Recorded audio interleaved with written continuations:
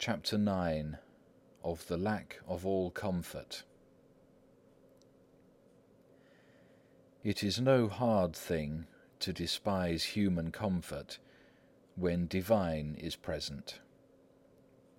It is a great thing, yea, very great, to be able to bear the loss both of human and divine comfort, and for the love of God willingly to bear exile of heart, and in naught to seek oneself, nor to look to one's own merit. What great matter is it, if thou be cheerful of heart and devout, when favour cometh to thee? That is an hour wherein all rejoice. Pleasantly enough doth he ride, whom the grace of God carrieth. And what marvel, if he feeleth no burden who is carried by the Almighty, and is led onwards by the guide from on high. We are willing to accept anything for comfort, and it is difficult for a man to be freed from himself. The holy martyr Lawrence overcame the love of the world and even of his priestly master, because he despised everything in the world which seemed to be pleasant. And for the love of Christ he calmly suffered even God's chief priest, Sixtus, whom he dearly loved, to be taken from him. Thus by the love of the Creator he overcame the love of man, and instead of human comfort he chose rather God's good pleasure. So also learn thou to resign any near and beloved friend for the love of God, nor take it amiss when thou hast been deserted by a friend, knowing that we must all be parted from one another at last. Mightily and long must a man strive within himself before he learn altogether to overcome himself, and to draw his whole affection towards God. When a man resteth upon himself, he easily slippeth away unto human comforts. But a true lover of Christ, and a diligent seeker after virtue, falleth not back upon those comforts, nor seeketh such sweetness as may be tasted and handled, but desireth rather hard exercises, and to undertake severe labours for Christ. When, therefore, spiritual comfort is given by God, receive it with giving of thanks, and know that it is the gift of God, not thy desert. Be not lifted up, rejoice not overmuch, nor foolishly presume, but rather be more humble for the gift, more wary and more careful in all thy doings. For that hour will pass away, and temptation will follow. When comfort is taken from thee, do not straightway despair, but wait for the heavenly visitation with humility and patience, for God is able to give thee back greater favour and consolation.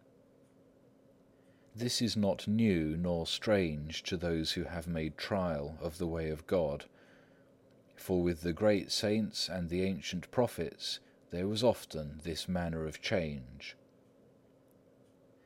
Wherefore one said, when the favour of God was present with him, I said in my prosperity, I shall never be moved.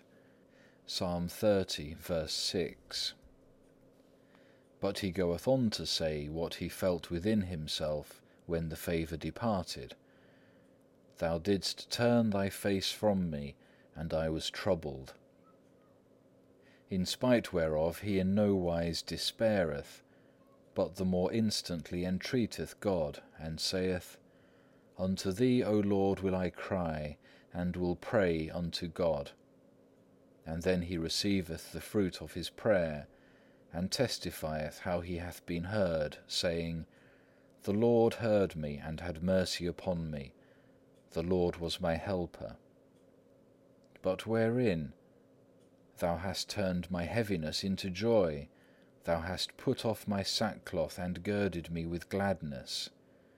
If it was thus with the great saints, we who are poor and needy ought not to despair if we are sometimes in the warmth and sometimes in the cold. For the Spirit cometh and goeth according to the good pleasure of his will. Wherefore holy Job saith, Thou dost visit him in the morning, and suddenly thou dost prove him. Job 7, verse 18. Whereupon then can I hope, or wherein may I trust, save only in the great mercy of God, and the hope of heavenly grace? For whether good men are with me, godly brethren, or faithful friends, whether holy books or beautiful discourses, whether sweet hymns and songs, all these help but little, and have but little savour when I am deserted by God's favour and left to mine own poverty. There is no better remedy then than patience and denial of self, and an abiding in the will of God. I have never found any man so religious and godly, but that he felt sometimes a withdrawal of the divine favour, and lack of fervour.